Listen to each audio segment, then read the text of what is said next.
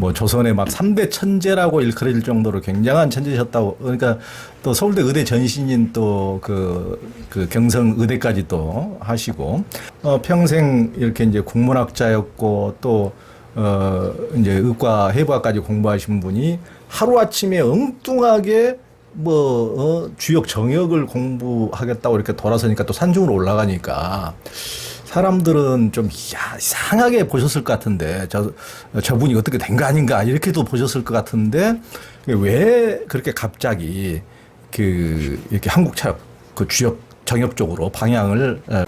오늘은 경기도 과천에 우리 이동준 교수님, 유학의 거장 이동준 교수님을 뵈러 왔습니다. 그리고 이제 이동준 교수님 따님도 유학을 공부하시는데, 우리 이성경 박사님 두 분 모시고 유학과 한국 철학에 대해서 얘기를 들어보는 시간 갖도록 하겠습니다.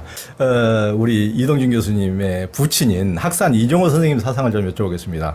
아마 우리 희심정 독자분들은 굉장히 이제 학산 이종호 선생님 처음 들어보신 분도 계실 텐데, 이분 정말 너무 현대사에, 근현대사에 흥미진진하신 분입니다. 제가 이제 학산 이종호 선생님에 대해서 이제 들은 것은 현대 유학 거목인 유승국 교수님을 배웠을 때인데요. 유승국 교수님 이제 돌아가신 지가 벌써 한 10여 년 되셨는데, 이제 유승국 교수님은 젊은 시절부터 이제 기독교 영성가인 유영모 선생, 함석헌의 스승으로도 유명하죠. 유영모 선생과 교류하고, 또 성철 스님과도 3개월간 함께 참선도 하고, 이제 그러셨는 분인데, 이제 그분이 유승국 교수님이 타계하시기 1년 전에 인터뷰했을 때, 생전에 만나보신 분 중에서 누가 가장 그리우세요 하고 물어보니까, 그분이 이제 그렇게 기라성 같은 인물들을 다 두고 학산 이종호라고 이제 답하셨어요. 그래서 학산 이종호는 이제 우리 이동준 교수님의 이제 부친이신데, 학산 이종호 선생님은 어떤 분이십니까? 예, 학산은 학학자, 묘산자, 학산인데 사실 이거는 정역의 본문에 어떠한 나오는 글자입니다. 학산. 경성 제국대학의 예과를 거쳐서 이제 법문학부에서 이제 조선어문학을 전공하시게 됐는데, 1944년경으로 생각하는데, 그때 이제 경성제대 의학부 쪽에 다시 입학을 해서 뭐 해부생리학 같은 거를 하시고 내과 과정을 거치신 걸로 이제 생각을 합니다. 그래서 해방을 맞고 계속해서 하시다가 이제 그 이후에는 그 해방을 맞아서 8.15니까는 그게 이제 1946년 그쯤 되면은 다시 아마 서울대학으로 다시 발족해서 출발한 게 아닌가 싶고요. 이제 그때 이제 경성제대에서 국문과를 세우면서 영입하는 그런 것이 있었기 때문에 뭐 아시는 분은 아시지만, 이희승 선생이 홍주 그 형무소에서 나오셔가지고, 왜냐하면 조선어학회 사건으로 영어에 몸이 되셨었거든요. 그래서 이제 찾아오셨다고 합니다. 근데 이제 뭐 3번인가 찾아오셔서 국문과를 건설하자고 하셨는데, 제가 직접 일석 선생에게 들은 말씀입니다만은 이제 3번이나 찾아가서 말씀했는데 무슨 까닭인지 얼른 응하지 않더라. 그 말씀인데, 사실 나치에도 알고 보니까 그 해방 전에 바로 1, 2년 전에 그 역학, 특히 이제 그 정역이라는 책을 우연히 보시게 됐대요. 그래서 그걸 보고서 생각이 대번에 바뀌었어요. 그래서 일상생활에서는 국어국문학으로서 유지를 하지만은 내적으로는 이미 이 전공을 역학 방향으로 바꾸셨다. 그래서 이제 1946년에서부터 7년, 8년 말까지 이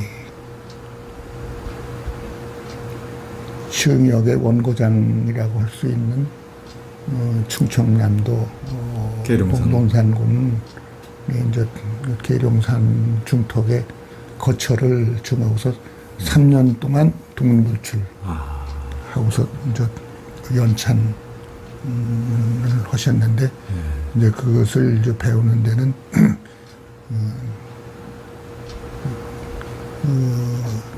덕당 컨덕자 식당자 김홍현 선생이라고 있는데 예, 그분이 그 정역의 저자인 일부 선생의 조카가 되는 예, 조카. 분이라고 합니다. 근데 이제 그분에게 일부 선생의 정역이 그 전수가 된 걸로 그래서 다른 데는 전하지 않은 부분까지 거기서 이제 전수하게 된 걸라고 합니다. 그러니까 이를테면 뭐 수지상수라고 있는데 이제 그건 손과 관계되는 겁니다. 훈민정음은 이포 관계 있고 정역은 손하고 관계 있는 건데 와 뭐 지변간지 착정도라는 게 또 있어요. 이제 그것까지도 이제 이렇게 좀 전수된다고 합니다. 어떻든지 3년 기간을 마치고서 다시 내려오셨어요. 그래가지고 이제 주로 이화대학과 연대를 겸직하셨는데 성균관대학에서 동양철학 교수로 영입해 드리는 일이 있었어요. 근데 막상 우리가 집이 없었는데 그래서 성균관대학에서는 주택까지는 못 해드린다. 그렇게 됐는데 마침 그 진화철학을 전공한 민태식 선생이라고 충남대학 총장 하셨죠. 또 뭐 원래 서울대학교 철학과 계셨던 분이지만 유교 사변 중에 대전에서 충남대학을 세우시고 거기 총장을 하셨는데 그런 사정을 아시고 집을 드릴 테니 오십시오. 그래가지고 첫 번에는 생각도 못하던 일인데 집 드린다니까 할 수 없이 가족 총동원해서 내려가 버린 거예요. 기연이 있었던 것 같아요. 그래서 그때 마침 그 계룡산 국사봉 계룡산인데도 또 향적산이라고 뚝 떨어져서 향적산이라고 그랬는데 그 거기 일부 선생이 만년 한 5, 6년을 기거하시던 곳인데 거기에 이제 그 송철하라고 하는 분이 거기를 맡아가지고 있었는데 이제 모셔가게 됐고 거기서 내처 집을 향적산 방이라는 집도 좀 지시고 이래가지고 평생 한 4, 50년 동안 거기에서 연찬과 교육을 별도로 이렇게 하시게 된 그런 경우죠. 그 학산 이종호 선생님은 우리 이성경 박사님한테는 할아버지이신데 그래도 2004년도에 돌아가셨으니까 한 그래도 꽤 그 청년 시절까지는 할아버지를 많이 뵙고 영향도 받으셨을 것 같은데 이성경 박사님 뵈신 할아버지는 어떤 분이셨습니까? 할아버지하고 추억이 꽤 많이 있죠. 네, 제가 결혼하고 큰애가 뭐 6살 뭐 이렇게 될 때까지 계셨기 때문에 네, 근데 그 어렸을 때야 뭐 그냥 할아버지셨고 근데 그 한 공부는 제가 이제 중학교 때 그리고 고등학교 때 그리고 할아버지께 이제 고문진보, 경몽요결 이런 걸 배웠어요. 할아버지한테 직접 배우셨어요? 네. 그러니까 중학교 3학년 때인가 이제 그때 경몽요결을 시작으로 이게 처음 제 이제 학문 그 한문 교재였죠. 근데 그게 제 동생하고 이제 같이 이제 그렇게 선영이라고 여동생이 있는데 그렇게 배우고 이제 할아버지가 그 산방에 계시니까 그 아버지가 보내셨어요 우리를 동생이랑 세트로 이제 그래가지고 이거 고등학교 때는 입시 공부하는데 그래도 2학년 때인가 고2 때 이제 논어를 싸들고 동생하고 같이 이제 산방에 가면 또 다리 공부하는 분들이 계셨습니다. 이제 그래서 거기 껴가지고 같이 이제 논어 공부하고 이제 그런 일이 있고요. 근데 그게 아마 이제 나중에 제가 이거를 전공하게 되는데 아마 밑거름이 많이 됐을 것 같아요. 근데 좋았어요. 그 시간들이 참 좋았고, 그리고 근데 어렸을 때, 아주 어렸을 때 기억이 나는데, 초등학교 저학년, 뭐 1학년이나 됐을까 싶은데, 그때 할아버지랑 어디를 갔다 오는 길이었는데, 이제 다 버스에서 내려서 집에 오는데, 할아버지가 그러시는 거예요. 야, 집에 가서 코 피하고 맛있는 케이크를 먹을 생각을 하니까 기분이 참 좋다. 이러시는 거예요. 아, 그래? 네, 근데 제가 어렸을 때인데 그게 왜 이렇게 인상적이었는지 그 말이 여태까지 기억이 나는 거예요. 그래서 지금 생각해보면 이렇게 할아버지는 이제 그런 거 해서 참 좋다. 그런 감정을 안 숨기시고 막 이렇게 자유롭게 말씀을 하시는 거예요. 맛있는 건 맛있어. 좋은 건 좋아. 근데 굉장히 이제 정감적이, 아버지도 굉장히 정감적이시잖아요. 시도 좋아하고 예술도 좋아하고 하는데 조금 달라요. 그런 점이. 전 아버지가 이건, 나 집에 가서 맛있는 거 먹을 생각하니까 기분이 참 좋아. 이런 얘기는 못 들어봤은 것 같아. 기억이 없어요. 그래서, 두 분이 상당히 비슷하신데 좀 그렇게 좀 다르신 분. 이동규 제가 봤을 때는 그러신데요. 항상 솔직하시고. 그러세요. 그런데 조금 뭔가 조금 달라요. 우리 이승영 박사님 정말 부럽네요. 그 근현대 우리 공자 맹자에 해당되시는 학산 이종호 선생님한테 직접 어렸을 때 참 배웠다니 정말 이루 말할 수 없이 참 부러우신데, 그 이제 그 학산 이종호 선생님은 이제 청주고보에 다니실 때도 또 서울대 이제 다니실 때도 뭐 조선의 막 3대 천재라고 일컬어질 정도로 굉장한 천재셨다고. 그러니까 또 서울대 의대 전신인 또 그 경성 의대까지 또 하시고, 이제 그러신 분이 하루아침에 그 일석이성 선생님, 우리 국어 교과서에서 늘 나오시는 최고의 국문학자, 그분이 그 서울대학교 국문학과를 만들자고 3번이나 찾아와서 설득하는데도 다 거부하시고, 평생 이렇게 이제 국문학자였고 또 이제 의과, 해부학까지 공부하신 분이 하루아침에 엉뚱하게 주역 정역을 공부하겠다고 이렇게 돌아서니까 또 산중으로 올라가니까 사람들은 좀 이상하게 보셨을 것 같은데, 저분이 어떻게 된 거 아닌가 이렇게도 보셨을 것 같은데, 왜 그렇게 갑자기 이렇게 한국차역 주역 정역 쪽으로 방향을 바꾸셨습니까? 뭐 제가 못 봤으니까 말이 없던데 듣는 바에 의하면 제가 책을 보고서 이렇게 듣고 한 거 이외엔 모르거든요. 근데 그것을 가지고 보면 그 정역이라는 책이 국산품이거든요. 그게 이제 중국에서 만들어진 게 아니란 말이에요. 그리고 이거 비슷한 거는 그 전에 아무 데도 없어요. 근데 그 책이 뭐 페이지도 그렇게 아주 큰 책은 아니거든요. 그 일부 선생이 다른 신문도 있겠지만은 다 없애고 그거 책 한 권만 남겨놨단 말씀이에요. 근데 보면은 조금 아주 새로운 겉으로 그냥 봐도 면이 있기는 있어요. 근데 그거를 이렇게 좀 살펴보시니까 이게 그냥 연희 책은 아닌 거예요. 그래서 이를테면은 그냥 주역의 일부분이라든가 또 어떤 부분에 대한 전개라가 아니라 세판 짜는 것 같은, 말하자면 주역이라는 게 보통 책이 아니잖아요. 근데 이건 그게 아니 무슨 일종의 뭐 천지개벽하는 것 같은 걸 좀 느끼셨던 것 같아요. 그래서 제가 그 하늘의 영에 힘이 묻었다 이런 말을 써봤는데, 다른 데도 그렇게 제가 표현한 일이 있어요.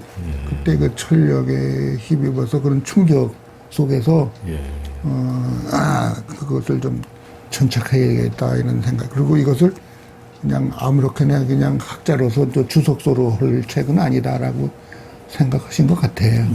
그래서 아주 방향 전환을, 인생을 걸다시피 방향을 전환을 했고, 그것이 이제 끝까지 해서 마치 그 생명과 같이 생각했었던 것 같아요. 그래서 그 전환이 왔고요. 이제 그 생각이 나중에 이제 저술을 통해서 드러나게는 됐는데 그 방향이 그렇게 전환된 것 같은 감이 있고요. 그리고 이제 그 선생이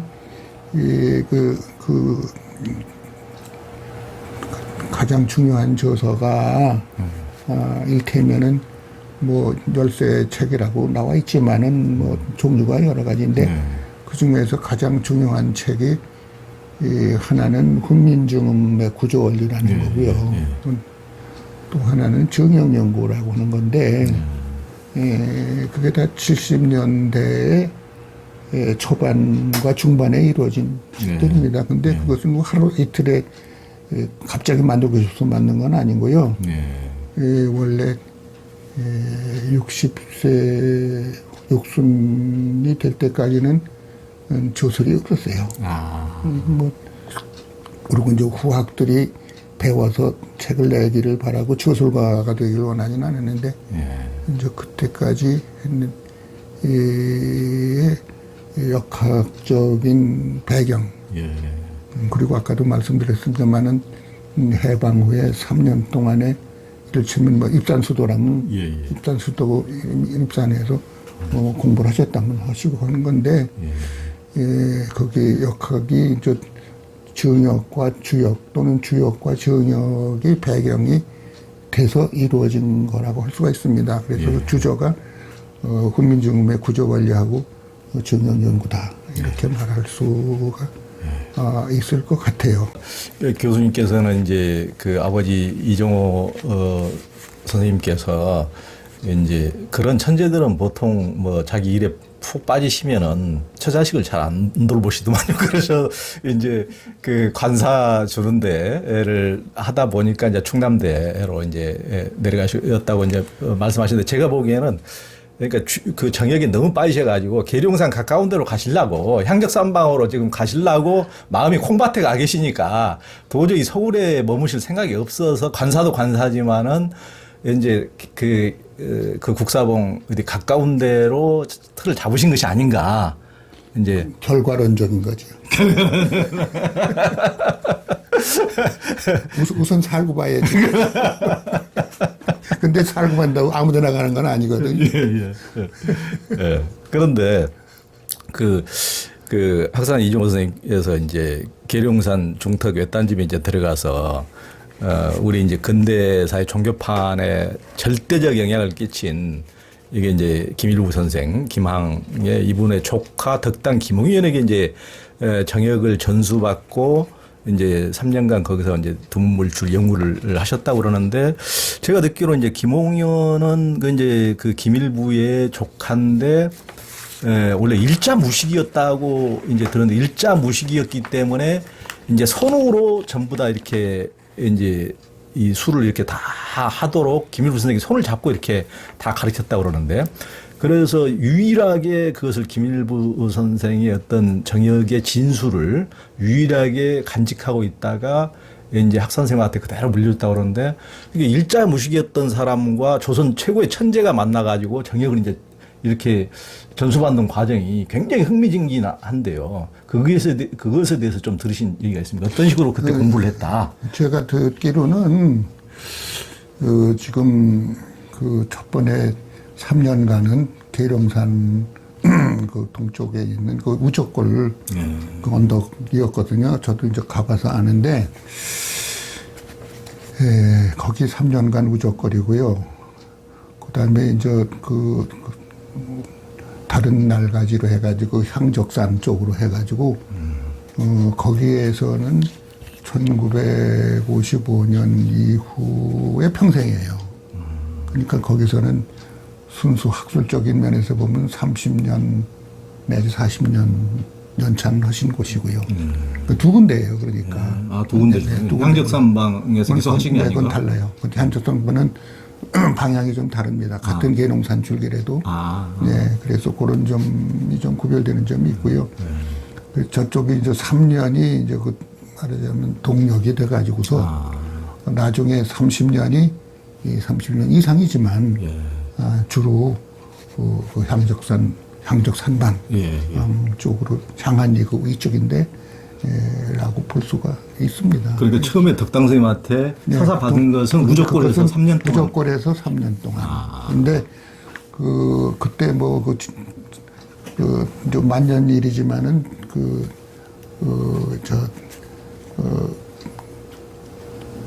일부 선생이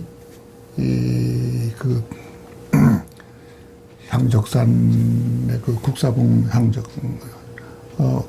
산고의 향적산반 그 자리에 계셨을 때 같이 간 사람들이 36명인가 돼요. 30명? 예, 같이 간 사람인데, 왜냐하면 그때 그 동학 운동이 펼칠 때거든요.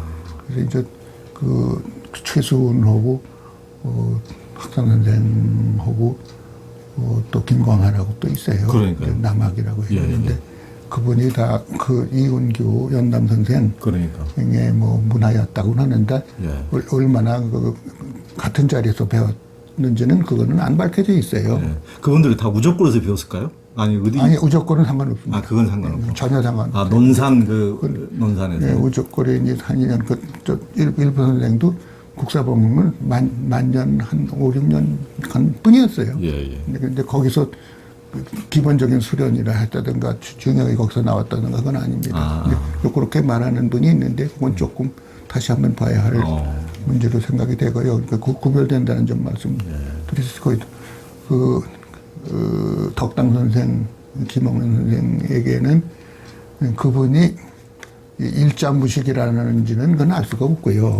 근데 학자가 아니에요. 학자가 아니고. 네, 다 다른 사람들은 학인, 저 학문 쪽으로 해서 했지만은 이분은 그게 아니고 그 밑에서 친자해가지고 모시고 다니면서 좀 무식한 편이니까 어떻게든지 그걸 알으려고 이렇게 일부 선생에게 늘 근접해서 모시고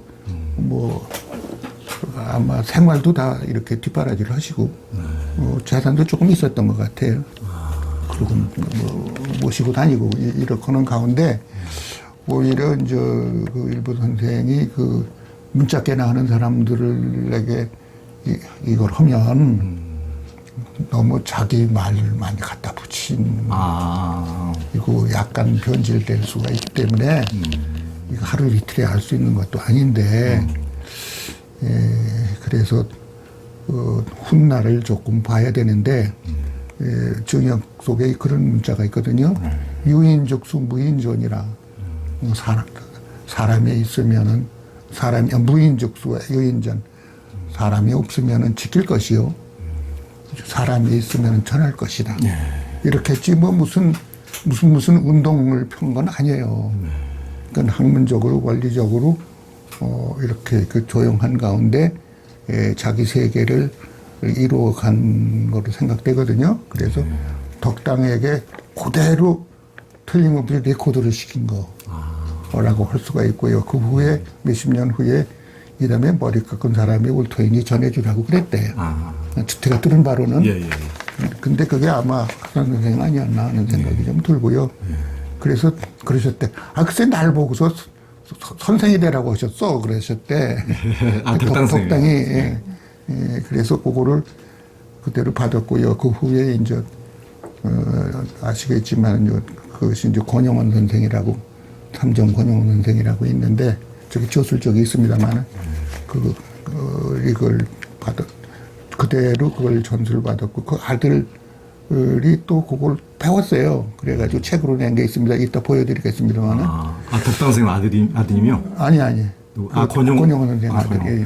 지금 저 일산 살고 있는데 이제 그런 거 있고 그 이후에 그 다른 제자들 학착 선생이 그 학들에게 그거를 일러주시긴 했는데 그게 한 번 해가지고 되질 않아요.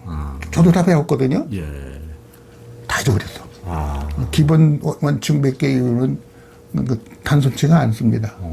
그래서 그 책의 한 권으로 이루어진 것이 그 권호용이라고 저기 그래서 저쪽에 여기 있습니다만은 이따 보여드리도록 예. 하겠습니다. 이제 그래서 그걸 겸해서 이렇게 전수를 하고 토를 붙이는 것도 증역에 토를 붙이는 것도 막 그대로 전수받은 것 같아요. 네, 그래서 아무튼 그 덕당에게 전달된 거는 오히려 유식한 사람보다는 무식한 사람에게 일러주었다. 그렇게 되지 않고 혹시 뭐 베드로 전서니 그 신약 성경에 보면 있지만 베드로가 어부하다가 얼마나 공부했는지 몰라. 예. 그런데 그거 아주 가톨릭의 초조가 됐잖아요. 그렇죠. 그런데 그래도 그렇게 전달된 사연이 있어요. 예, 그렇구만요. 그러니까 방금은 이제 우리 이 교수님께서 말씀하셨지만은 우리 학산 이정호 선생님께서 배우신 이제 덕단 김홍연의 이제 스승이 이제 그 정역의 이제 김한 김일부인데 이제 김한 김일부의 스승이 이제 연담 이윤규인데 그분이 굉장히 이제 전설 속의 인물이더라고요. 그분이 하여튼 그 근대사의 한국 종교판을 완전히 바꾼 어떤 핵심적인 전설의 어떤 인물인 것 같은데 그분이 세종대왕 18번째 아들의 13세 손 후손이라고 이제 그렇게 알려져 있더만요. 그런데 그분이 실학자인 이서구에게도 영향을 받고 그래서 여하튼 이제 그 논산에 내려와서 그분에게 동학의 최재우와 김일부 선생과 남학의 김광합니까? 이광합니까? 그 세 분이 이제 같이 연담 이윤규에게 공부를 배웠는데 연담 이윤규가 동학 최재우에게는 당신은 선도를 중심으로 이걸 진리를 펴라. 그리고 그 남학의 김광하에게는 당신은 불교를 중심으로 펴라. 그리고 김일부 선생에게는 유교를 중심으로 진리를 펴라고 이렇게 이제 가르쳐 주셨다고 하면서 그걸 중심으로 동학과 정역과 남학이 이렇게 한 뿌리에서 이렇게 나왔다고 그러는데 그건 혹시 그 부분에서 학산 이종호 선생님이 좀 말씀해 주신 적 있습니까? 조금 정역 연구에 보면 아마 일부 선생 전 비슷한데 나왔는지가 싶은데요.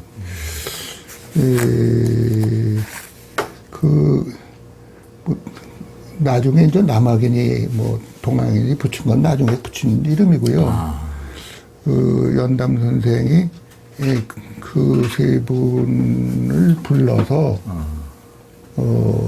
이걸 해라 하는 것보다는 그들이 그분들의 몫이 이런 몫으로 이 세상에서 하고 있는 거라고 하는 그런 방향을 말씀하셨고요. 하나는 그 선도라든가 또 하나는 유불선 할 때 하나는 불교라든가 그것을 맡아가지고 나온 사람이라고 하는 것을 이렇게 지목한 점은 있는데 그때들은 가서 그거를 하라라고 한 것까지는 못 봤어요. 그래서 이제 그렇게 몫을 이렇게 구분을 이렇게 해서 보시고 각각 그들에게 대해서 좀 앞으로 유의할 사항을 얘기했다. 그리고 이제 이를테면은 최소훈에게도 이러이러한 몫인데 좀 이러이러한 점 조금 조심하는 게 좋겠다라는 얘기를 약간 좀 근신하는 게 좋겠다는 말씀을 했다는 기록이 있기는 하는데 그것도 전해들은 말을 또 전해드는 거니까 과연 어떤 목소리를 그대로 냈는가 하는 거는 알 수는 없어요. 그러나 그 연담 이윤규 선생이 연희부는 아니에요. 그러니까 아까 말씀대로 전하기로는 이서구라든가 이런 계통으로 해서 그 한말에 좀 여러 가지 정황이 그 전환적 시대에 있었고 그냥 그 나라의 벼슬이나 하고 말 그런 것이 아닌 거를 알아서 일단 내려와 가지고 특히 이제 일부에게 대해서는 이제 공자의 교를 하는 분으로 이렇게 지목을 했대요. 그리고 특별한 사명이 있다 이런 말씀을 하고 전하는 바로는 아주 존성해서 이제부터는 해라를 안 하고 하게라고 하겠다. 이렇게까지 말을 했다고 하는데 그 진실 여부는 지금 비디오가 없어 몰라요. 예, 이승경 박사님도 이제 주역 연구자시니까 그때 당시의 상황에 대해서 뭐 할아버지에게 듣거나 또 이제 할아버지는 저하고 정형 얘기를 안 하셨어요. 아, 그래요? 예, 전혀 안 하셨고요. 그리고 만약에 이제 뭐 네가 뭐 이런 걸 공부를 해서 뭐 이랬으면 좋겠어라는 기대를 하시지는 않았던 것 같아요. 예. 그리고 오히려 어떤 말씀을 하셨냐면은 정역은 세상 공부 다 하고 나서 하는 공부다. 이제 그렇게 말씀을 하셨어요.